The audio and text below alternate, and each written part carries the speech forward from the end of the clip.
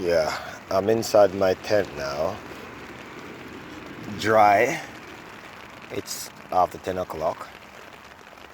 I should have been up on the way already. Heading to the cross, the Lake District. However, I can't move because it's rainy so much. It's been rainy since last night. Even though we're lucky because it was meant to rain from 8 o'clock last night. And we set up camp about 9 o'clock or something like this. And we even had the chance to make food. Like we roast a massive chicken.